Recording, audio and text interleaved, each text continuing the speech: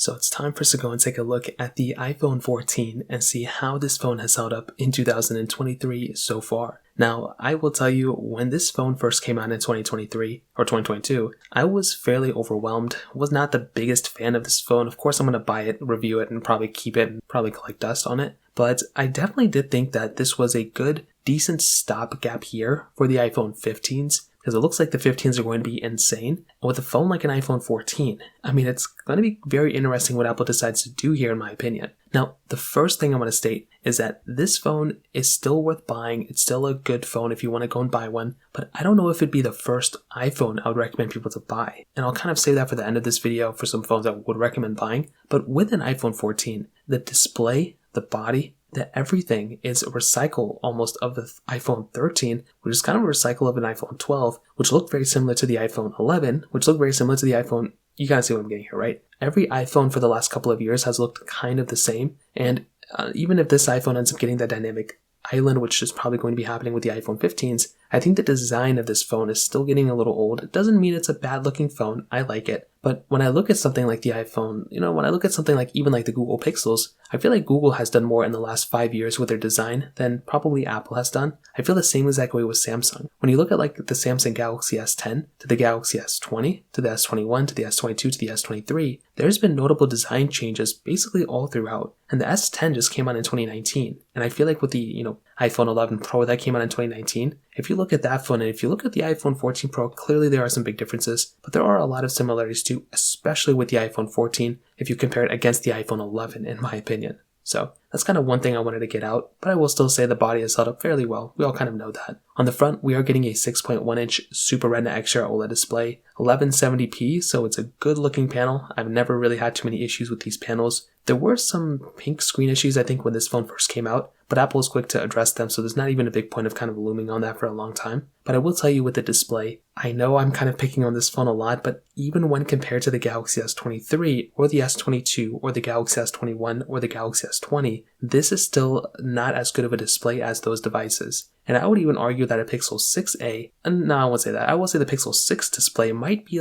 better than this in some areas, but the only thing the iPhone 14 has going for it is the high resolution display and the smooth display, but it is a 60Hz panel, and I do feel like at this point, Apple could be putting at least a 90Hz panel on these phones. Considering that these phones aren't even that cheap, they're $829 off contract. You are getting a contract $799. That's still a lot of money coming out of your pocket into their pockets in order to get this phone. You're still getting the lightning port at the bottom, which is rumored to be removed with the iPhone 15s. So that ends up happening. That's going to be insane. And that's another thing. I cannot wait for this type of device either. And on the back, you're getting a glass back, which is awesome. It's a standard glass back, so it's not a frosted glass back, which I'm not really that mad about. You're getting a dual camera setup here too, which is great. You're getting that MagSafe capability on the back, wireless charging, IP certification. There's a lot of good stuff going on with this device. Again, I don't know if it'd be like the first device I would recommend buying in terms of just because of the way it looks on the outside, but it's a good device overall. But like I said, I still feel like Apple could have done a tiny bit of a better job if they just put a 90Hz panel on this thing,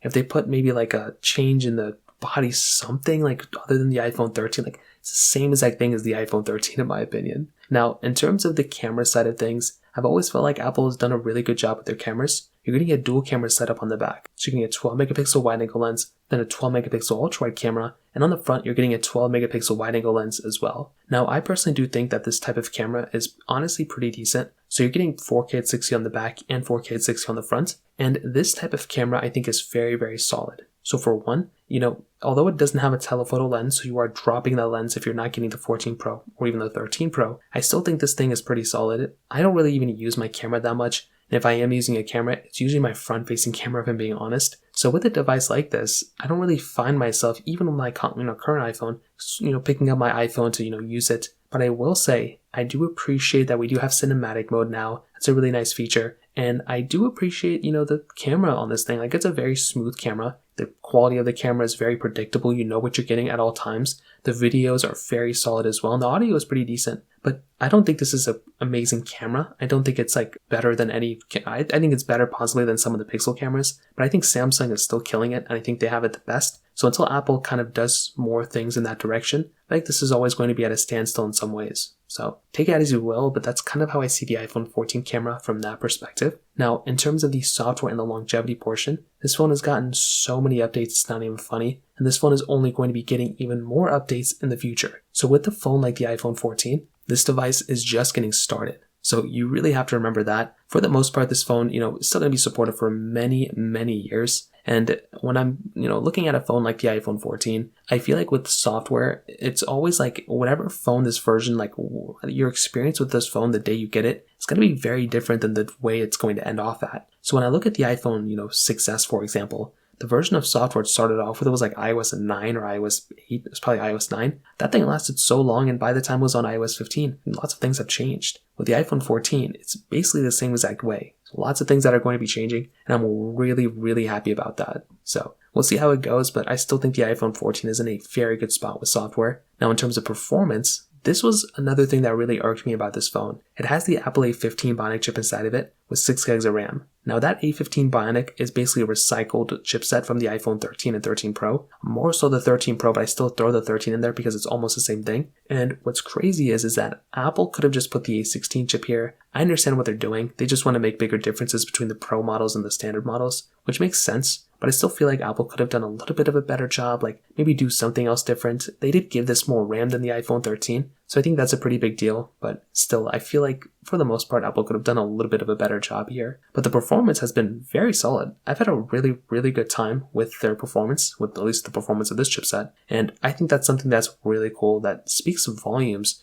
of the iPhone 14. With a device like this, you're getting such a solid, foundation behind it. I mean, on iOS, this thing already doesn't take up a massive amount of RAM or memory or anything like that. And also, you're getting such a powerful phone still, which is really cool. I might have my little gripes with it, but I can still say that the iPhone 14 is a very fast performing phone, and it's going to be a very fast performing phone for its whole entire lifespan, basically. Now, battery life wise, it had a 3279 mAh battery. Very, very funny numbering, but still very big size battery. So you're still getting a very good phone, really, no matter what you're doing here, which is always a really cool thing. So for the most part, to kind of wrap this video up, I will tell you, I think the iPhone 14 is still completely worth buying. It's clearly a good phone. I've never really felt like it wasn't a good phone. But my only issue with this device was probably, the fact that it was so similar to the iPhone 13 and the fact that basically I feel like Apple could have done a little bit of a better job. But that's why I wouldn't recommend this phone to a bunch of people unless they just want to go inside of the Apple Store and buy it. I feel like a phone like an iPhone 13, especially the iPhone 13 Pro, is probably an overall better deal than the iPhone 14.